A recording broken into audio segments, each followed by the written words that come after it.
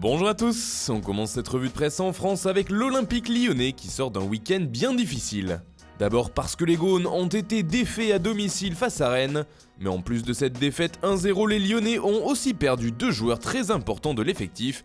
En effet, Memphis Depay et Jeffrey Adelaide ont tous les deux été victimes d'une rupture du ligament croisé et seront éloignés des terrains jusqu'à la fin de saison. L'équipe parle ainsi de destin croisé. Pour le Progrès, c'est carrément le cauchemar. On part maintenant en Espagne où un ancien Lyonnais s'est illustré, il s'agit de Karim Benzema. L'attaquant français a sauvé le Real Madrid ce dimanche soir en arrachant l'égalisation face à Valence à la 95e minute. Score final 1-1 et la Casablanca reste à égalité de points du Barça, se partageant la tête de la Liga alors que les deux rivaux s'affrontent ce mercredi. Et d'après As, pas de doute, c'est le classico de Benzema. De son côté, le journal Marca a vu un joueur tout simplement héroïque. Du point de vue du FC Barcelone, on ne perd pas le nord. Comme le rappelle Sport ce lundi matin, les Blaugrana seront leaders au Classico grâce au résultat des Madrilènes. Après le match nul du Barça face à la Real Sociedad, les Catalans pensaient sûrement voir le Real prendre de l'avance, mais lui aussi a calé ce week-end. Les Barcelonais se sont sentis lésés par l'arbitrage ce samedi et sont toujours très préoccupés avant le choc de la Liga. Mundo Deportivo parle par exemple de tsunami arbitral, expliquant que le vestiaire serait toujours indigné après ce penalty oublié. En Angleterre, Manchester City s'est facilement débarrassé d'Arsenal hier. Victoire nette et sans bavure 3-0, avec un but de Raheem Sterling et surtout un doublé de Kevin De Bruyne. Selon le Daily Mail, l'international belge est tout simplement le meilleur.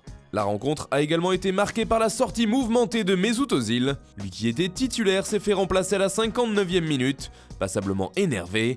Le milieu offensif a shooté de rage dans ses gants comme le rapporte The Sun. Pas sûr qu'un tel geste ne plaise aux fans des Gunners et au coach par intérim Freddie Ljungberg. D'ailleurs, ce dernier va-t-il rester sur le banc jusqu'à la fin de saison? Serait-ce le moment de la décision, se demande The Guardian. C'est d'ailleurs ce qu'a appelé Ljungberg en conférence de presse d'après-match. L'intérimaire aimerait plus de clarté sur son rôle Arsenal. Une déclaration forte de la part de l'ancien joueur des Gunners. Cette demande fait aussi les gros titres de Métro, décidez-vous, titre le quotidien anglais. Enfin, on termine cette revue de presse en Italie avec Cristiano Ronaldo qui a inscrit un doublé ce dimanche contre l'Udinese. Et avec lui, la Juventus l'a emporté 3-1.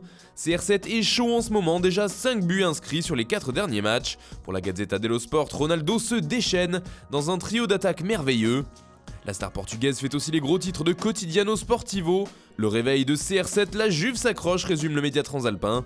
Car la vieille dame avait laissé passer l'Inter devant au classement. Sauf qu'hier, les Nerazzurri ont marqué le pas, ils n'ont pu faire mieux qu'un match nul face à la Fiorentina, 1-1. Et comme le remarque le Corriere dello Sport, c'est désormais un corps à corps entre les deux équipes leaders de Serie A. Voilà, c'est tout pour ce matin, bonne journée à tous, on se retrouve très vite pour une nouvelle vidéo sur Foot Mercato.